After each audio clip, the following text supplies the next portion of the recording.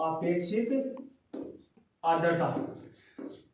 आर्द्रता आज हमें देखना है कि आपेक्षिक क्या है और आर्द्रता क्या है। इन दोनों में जो डिफरेंस है वो किस प्रकार है, यानी कि तापमान का अधिक प्रभाव इस पर है कि इस पर है।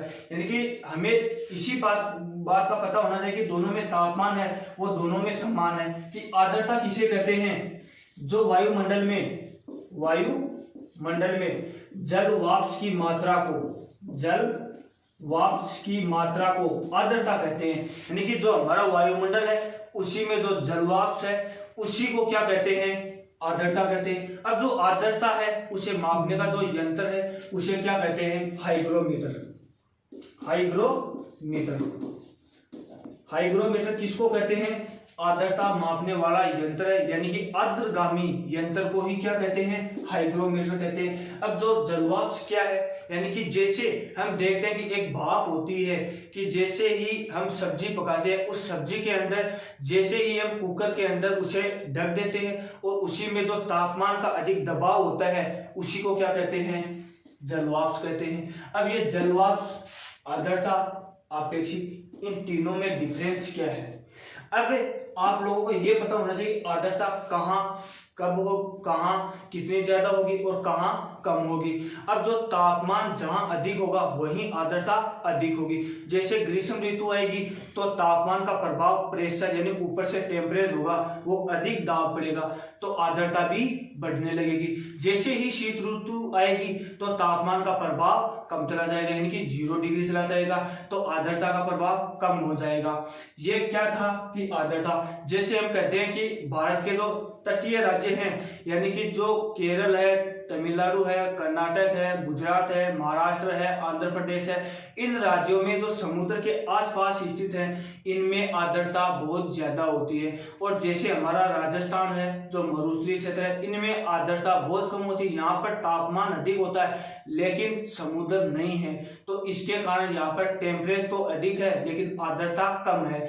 यानी कि यहाँ पर हम देखते हैं कि एक कटोरा है, उस कटोरों के अंदर हम जल रखते हैं और उसी जल के अंदर हम पानी रख देते हैं। तो हम सुबह रखते हैं तो शाम तक उसमें वाष्प यानी एक भाप के रूप में बाहर निकल जाती है और वायुमंडल में पहुंच जाती है। जैसे हम मान लेते हैं कि हम एक गर्मियों में एक कूलर होता है, इस कूलर में हम जितना ज्यादा पानी डालते हैं उतनी ही ज्यादा हमें ये ठंडी हवा देता है। क्यों देता है, ये जो पानी होता है वो भाप के रूप में वायुमंडल में चला जाता है। ये भी किसका प्रभाव था, आर्द्रता का प्रभाव था। अब जो आपेक्षिक है ये क्या है, आपेक्षिक कहता है कि हमारे जो वायुमंडल है उसमें ताप, जलवाष्प और एक किसी निश्चित आयतन, इन तीनों में जो प्रभाव होता है वो किसका होता है, आपेक्षिक आर्द्रता का होता है। यानी कि हम कह सकते हैं कि जैसे तापमान यानी टेम्परेचर और जलवाष्प, आयतन, इन तीनों का औसत निकाल के क्या बनता है, आपेक्षिक आर्द्रता बनती है। इन्हीं को क्या कहते हैं, आपेक्षिक आर्द्रता कहते हैं। अब जो आपेक्षिक आर्द्रता का जो यंत्र होता है उसे मापने वाला यंत्र हाइग्रोमीटर होता है, यानी कि आर्द्रगामी यंत्र होता है। और जो आर्द्रता कहते हैं उसे कहते हैं वायुमंडल में जो जल वाष्प की मात्रा उपस्थित होती है उसे क्या कहते हैं, आर्द्रता कहते हैं। और आपेक्षिक आर्द्रता, इन दोनों शब्दों को मिलाकर किसका निर्माण होता है, यानी कि जो वायुमंडल में किसी निश्चित ताप पर और किसी निश्चित आयतन में जो जलवाष्प की मात्रा जो औसत यानी इसके आयतन में निर्भर करती है उसे क्या कहते हैं, आपेक्षिक आर्द्रता कहते हैं। यही आज हमारा टॉपिक था आज दोस्तों। अब जैसे हम देखते हैं कि दिन का तापमान जैसे 20 डिग्री है, 20 से 25 डिग्री है और रात का तापमान 15 से 20 डिग्री है।